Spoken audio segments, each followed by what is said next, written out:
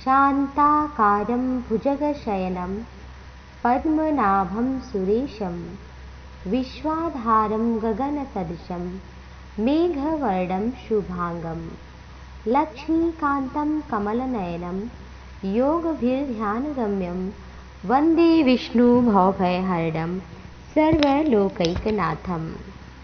आइए भगवान श्री हरि के चरण कमल में प्रणाम करते हुए निर्जला एकादशी व्रत कथा श्रवण करते हैं। वर्ष भर में 24 एकादशी आती है, परंतु एकादशियों में ज्येष्ठ शुक्ल पक्ष की एकादशी निर्जला एकादशी को सबसे बड़ी एकादशी माना जाता है। इस युग में यह व्रत संपूर्ण सुख भोग अंत में मोक्ष देता है। कृष्ण पक्ष और शुक्ल पक्ष दोनों पक्षों की एकादशी में वैसे अन्न खाना वर्जित है, परंतु अगर साल भर आप एकादशी व्रत नहीं कर पाते तो आप निर्जला एकादशी व्रत करें, उससे संपूर्ण फल प्राप्त होता है। निर्जला एकादशी व्रत का पौराणिक महत्व बहुत अधिक है। धर्म, अर्थ, काम, मोक्ष चारों पदार्थ दे देता है। युधिष्ठिर ने पूछा था भगवान श्री कृष्ण से ज्येष्ठ मास के शुक्ल पक्ष की एकादशी के बारे में बताइए। भगवान श्री कृष्ण ने कहा, राजन, इसका वर्णन परम धर्मात्मा सत्यवती नंदन भगवान व्यास करेंगे, जो कि वेदों के पारंगत हैं। व्यास जी बोले, कृष्ण पक्ष शुक्ल पक्ष की एकादशी दोनों ही श्रेष्ठ है, परंतु इसमें भोजन नहीं करना चाहिए, भगवान की पूजा करना चाहिए। एकादशी के दिन नियम संयम का पालन करना चाहिए। भगवान को धूप दीप नैवेद्य दक्षिणा चढ़ाना चाहिए, आरती करना चाहिए, प्रणाम करना चाहिए। द्वादशी तिथि में ब्राह्मण को भोजन कराकर फिर स्वयं करना चाहिए।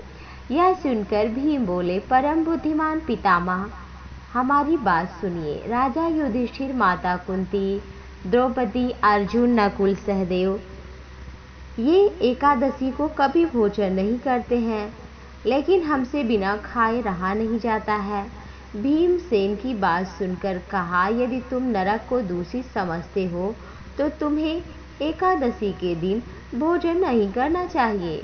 भीमसेन बोले, हे पितामह, हम कैसे उपवास करें? हमारे उदर में वृक्क नामक अग्नि सदा प्रज्वलित रहती है, इसलिए मैं अधिक खाता हूँ तभी शांत होती है। इसलिए मुनिवर, मैं पूरे वर्ष में केवल एक ही उपवास करने में सक्षम हूँ, ऐसा कोई व्रत बताइए। व्यास जी ने कहा, भीम, ज्येष्ठ मास में सूर्य वृष राशि पर हो या मिथुन राशि पर शुक्ल पक्ष में जो एकादशी हो, उसका यत्न पूर्वक तुम निर्जल व्रत करो। केवल आचमन करके मुख में जल डाल सकते हो, उसे छोड़कर किसी प्रकार का जल न डालो, अन्यथा व्रत भंग हो जाएगा। एकादशी को सूर्योदय से लेकर दूसरे दिन के सूर्योदय तक मनुष्य जल का त्याग करे तो यह व्रत संपूर्ण व्रत फल दे देता है। द्वादशी को प्रभात काल में स्नान करके ब्राह्मण को दान करके भोजन करा के भोजन स्वयं करना चाहिए। वर्ष भर में जितनी एकादशी होती है उन सब का फल निर्जला एकादशी से प्राप्त हो जाता है। शंख चक्र गदा धारण करने वाले भगवान केशव ने मुझसे कहा था, यदि मानव सब कुछ छोड़कर एकमात्र मेरी शरण ग्रहण कर ले और निराहार रहे निर्जला एकादशी के दिन, तो मैं उसे समस्त पापों से मुक्त कर देता हूँ। ये एकादशी स्नान जप तप का भी फल दे देता है। निर्जला एकादशी श्रेष्ठ एकादशी मानी जाती है। इस लोक में जो भी इस दिन भोजन करता है वह चांडाल के समान हो जाता है, उसकी दुर्गति होती है। जो ज्येष्ठ मास के कृष्ण शुक्ल पक्ष की एकादशी का उपवास करेंगे वो हमारे भक्त होंगे। कुंती नंदन, निर्जला एकादशी के दिन श्रद्धालु स्त्री पुरुषों के लिए जो विशेष दान कर्तव्य विहित है उसे सुनो। उस दिन जल में शयन करने वाले भगवान विष्णु का पूजन जलमयी धेनु का दान करना चाहिए।